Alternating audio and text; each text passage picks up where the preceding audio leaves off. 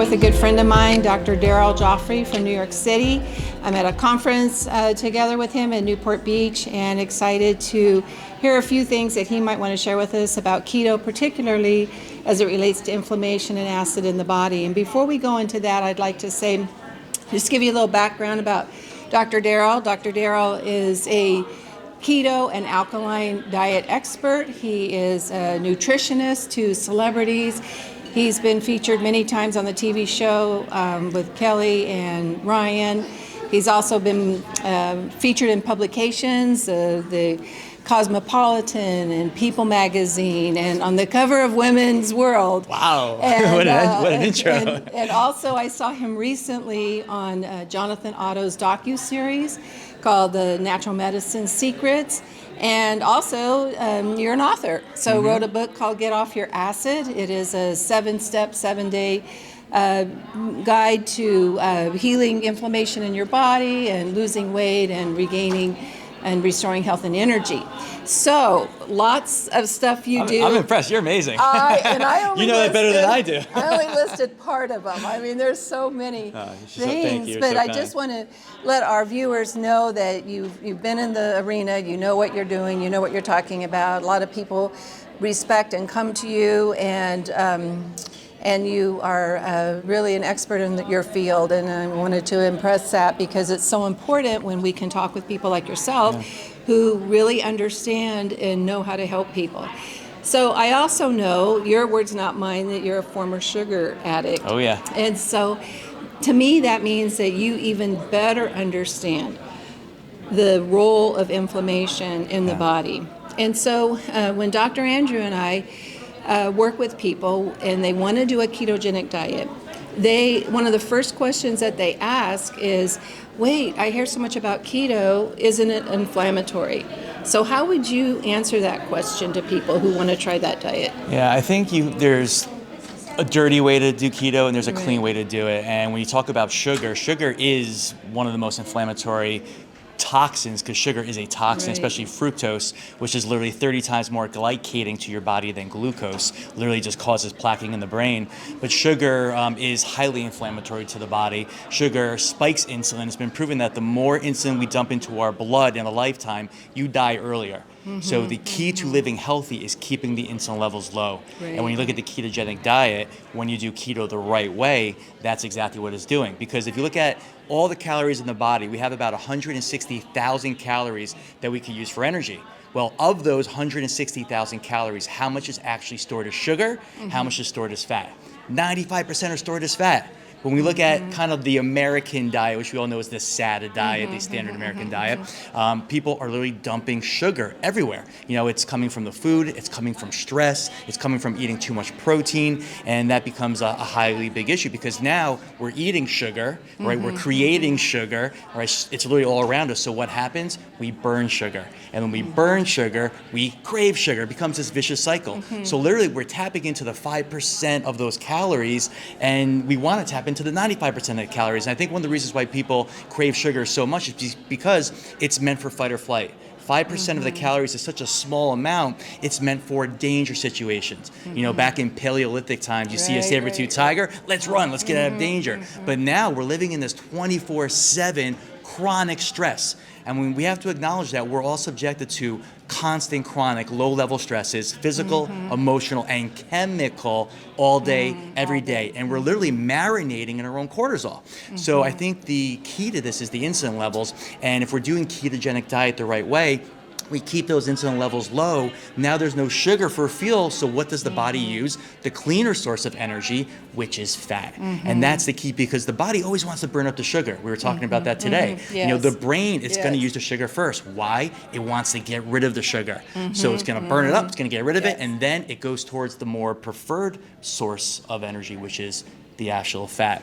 So when you do ketogenic diet the right way, which is really what I see it as, more healthy fats, not really using the dairy, which is inflammatory. Now, if you're going to use dairy, it's got to be a clean source. Things like ghee, which is clarified butter, or organic grass-fed butter like the Kerry Gold brand. So those are better sources, but I like to go plant-based. I think it's a cleaner source of energy because if we look at this, as Tony Robbins says, from a common sense standpoint, it's like we are the only mammals that consume another mammal's breast milk after weaning. You know, cows don't even consume dairy products except for obviously if they're young. So it's something that I try to move my clients away from, myself away from, and I go more towards like the coconut oils, the coconut butters. Now, it's okay if you're using those things, but just make sure that they are the clean source. They're not the inflammatory sources. So again, I think it's really clean fats versus dirty fats. Avocados, which is God's butter. I love them. It's the most perfect food in the world. I mean, my kids love those. That's what they were raised on. Raw nuts and seeds, so things like macadamia nuts, raw almonds, walnuts, which look like the brain, so they feed brain health. Chia seeds, flax seeds, hemp seeds, not their oils, because they're a polyunsaturated fat. The oils become inflammatory to the body. So things like that are the kinds of things that we want to go for. And so talk about protein sources, because the ketogenic lifestyle, we like to call it a lifestyle because it's more than just a diet. You can follow that whether you eat primarily alkaline foods, whether you're a vegan, vegetarian. So talk about healthy protein sources and the way that you train your clients to eat ketogenic. Yeah, it's a good question. I think there's a lot of misconceptions when it comes to the protein. I mean, the average American is consuming 5 times the amount of protein that they should be consuming. So I think people are overdoing it. And as we learned throughout this conference, that when you have too much protein, it turns on mTOR. Now, as we discussed, mTOR in small amounts are good for the body, but when you're constantly creating that, it becomes bad. It creates things like cancer. So too much protein is bad. And it's not just about the amount of protein, it's about the quality of protein, which is key. So again, it's like I was interviewing Bobby Brown for our Sugar Summit, and she was saying whatever food you're going to be going after, make sure it's the very best version of that food. And it's the best advice in the world, because we're not perfect. I'm not perfect. So it's like, what can I do today to make that a better source? So protein is a huge thing, because if we're consuming too much, it actually turns to sugar in your body. It creates something called gluconeogenesis, where your body creates sugar. And then what's that doing?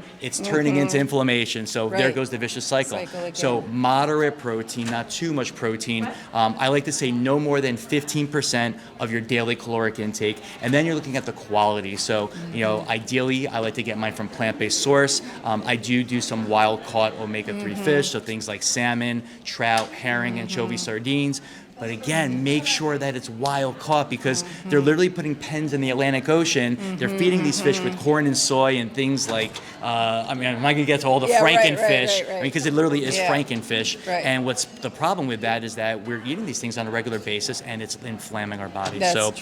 Make sure you know your source. Most importantly, if you're going to go for the animal protein, it must be grass-fed, wild-caught, because if it's not, I guarantee you, it's fed with corn and soy. Those are inflammatory omega-6 fats. They're pumping up the inflammation in your body. They're making your brains inflamed. I mean, that omega-3 to omega-6 ratio is critical. I interviewed a Dr. Joseph Hillband for the book, and he did a study on murderers and people in insane asylums, and he found that their average omega-6 to 3 ratio was 70 to 1.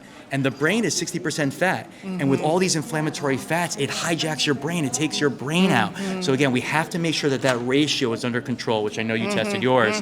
So again, just be mindful of the protein, moderate amounts, and most importantly, the quality is key. As in any foods that we eat. Any food.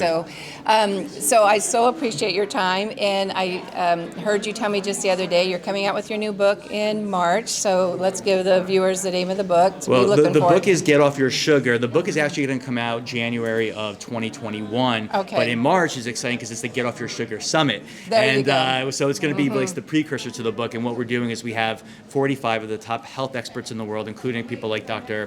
Dan Pompa, Dr. Jerry Curatola, who are here, and some other amazing speakers. Awesome. And it's going to be incredible. Literally, we're going to start with why we're all addicted to sugar, why sugar's hijacked our brains. You know, even when you're trying, it's just become impossible for so many people because of what this does to your hormones. So we talk about the problem, but then we take you through the whole transition of how to fix the microbiome, how to detox your body, how to do it in a way that's not about deprivation, and then getting into things like the ketogenic diet. We have a whole day on the ketogenic diet. It's incredible. Superfoods, and then the day 7, which is how to make this thing stick in your lifestyle, because so many people are living this dreaded yo-yo. It's like, I've done it. I was addicted to sugar for my whole life, and I know it's like, you know, you try by. It's terrible, and It might take a little longer to get you where you want to go, but it's sustainable. That's the key. You want this to last. As you said before, it's a lifestyle. It is. Well, thanks again so much. You've heard it from expert Dr. Daryl Gioffree, and we appreciate your time. Oh, and thank you for having me here. I want to just Yeah. acknowledge you guys Yeah. for being kind of the firelighters and doing what you're doing to bring this information to so many people. And it's Yeah. people like you and us and everyone that's here at this conference that's going to help change people. And I want to leave you with one quote because this is something that literally changed my life, and this is the way I view how we see things. B.J. Palmer, he was the developer of chiropractic. He said, "You never know how far-reaching something you think, say, or do today is going to affect the lives of millions tomorrow." So my point is that just tell the story. Tell people what it is one at a time like we're doing right now, but then who can we get that off to? Yes, the more people right. we reach, the more lives we're going to change. Yeah, and that's what I love about being around you people that are here at this conference. We're all on a mission, and we're on a mission to change lives permanently. To save lives. Save lives. By changing lives. lives and changing them permanently and drastically. And it's a great group to be a part of. 100%. So, yeah, thanks All right, again. thank you so really much. appreciate All right. it. Thank you.